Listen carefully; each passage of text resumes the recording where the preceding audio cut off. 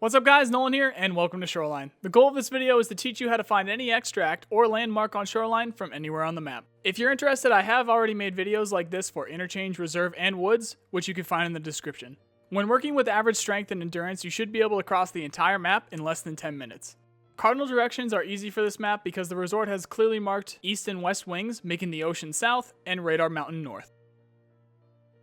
First, we'll talk landmarks. There's the resort, Radio Hill, Minefield, Radar Hill, Power Station, Pier, Loot Island, Town, and Swamp. There's an electrical line that wraps around most of the map, and there's also a coastal road.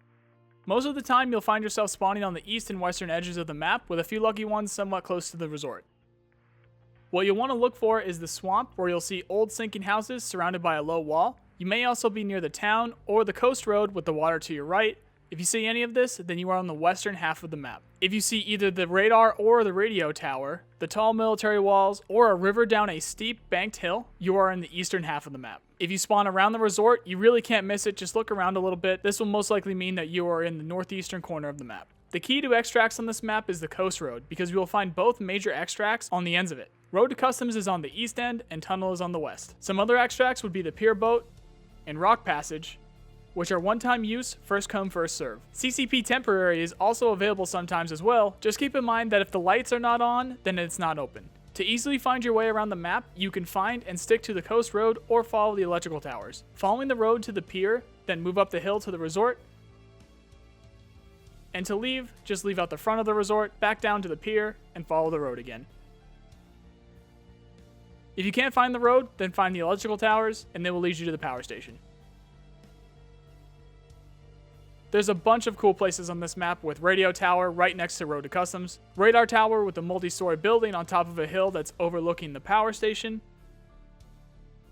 Military with its CCP temporary exit and active minefields, the pier that has the boat extract access, a multi-story building with good loot, and a really fire gas station. Power Station has a multi-story building, a sniper scav spawn, along with some friends usually hanging out below, so watch out for that. Bus terminal can be found below the resort with some good loot along with lingering scavs. The bunker near Rock Passage has more scavs, including another sniper scav up on the rock. Town has loads of small houses and some convenience stores, surrounded usually with scavs. This is overlooked by some multi-story villas, and again these will have scavs hanging out around them. One of which you'll need a key to get into, and you can find some pretty good loot inside. Speaking of loot, there's an island for it near the tunnel exit, which once again you can find some more scavs, and be careful getting stuck on the barge too because players might be camping it. Now the resort. There's 3 main buildings connected by glass walkways. You have the east and west wings split by the theater building. Both wings are symmetrical with 3 dorm floors and roof access. There's 2 main staircases on both ends with the far edge stairs having roof access. Looking at the big picture here, the dorms of the resort are practically the same except for a few things. For one, the east wing's basement is blocked off, so you cannot get into it. The east and west wings connect to the theater with a glass hallway on the first floor, and also have a glass hallway connecting to each other on the second floor. Next would be the entrances to the dorms themselves, as the west wing has a large hole in the far wall that the east wing does not have. And unless you have the dorm keys, you will not be able to fully traverse the west wing's 3rd floor due to debris in the east half. You will need to go down and around through the 2nd floor. There are also fire escapes that lead from outside the theater walkways up to the roof. The theater building has a small basement of its own, a main floor with kitchens on both sides, then a central staircase that leads to the theater, as well as several offices and side rooms. The theater building has several back doors that you can use to get in on both sides of the theater itself, along with the basement entrances and restaurant entrances on the sides.